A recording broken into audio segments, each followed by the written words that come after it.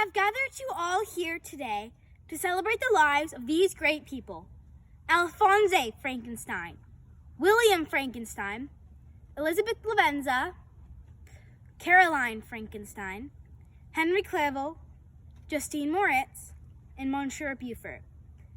First, I'd like to invite Ernest Frankenstein to come say a few words. Ernest, it's all yours.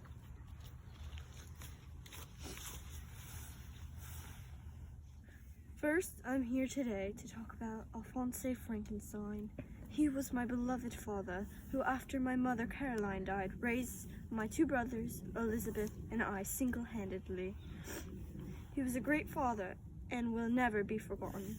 Before my father raised us single-handedly, my mother, Caroline, was there to help. My mother died to scarlet fever when I was 10, so I never got to spend as much time as Victor did, for he was 17. Caroline was a beloved mother, not just to me, but also William. William's death has especially shaken me, as I feel it is my fault for not finding him before the murderer. He died at such a young age, and so suddenly that even the empathetic and ever-helping Clerval couldn't provide my family with any comfort, which brings me to Henry Clerval, Victor's best friend, which I have known almost my whole life. I cannot imagine my life without Henry Clerval, providing my family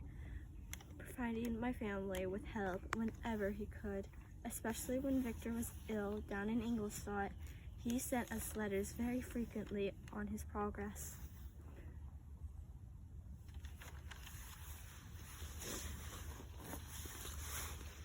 Very touching words, Ernest. Robert Walton will be the last one to come speak about these people. Please come up.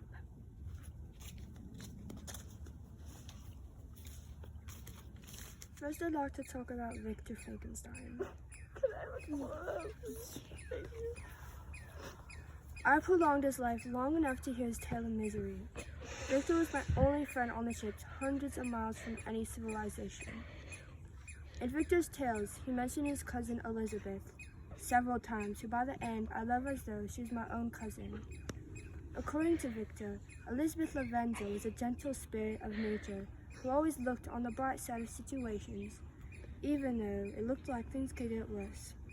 She was unfairly murdered at her and Victor's wedding day by the monster created by Victor Frankenstein.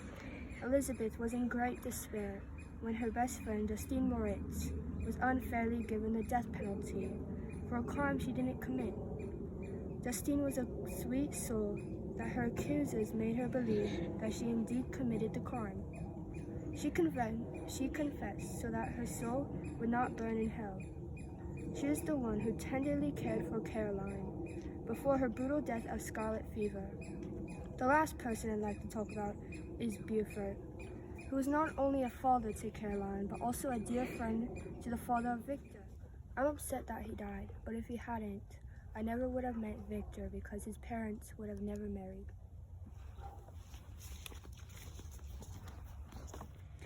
Thank you for these touching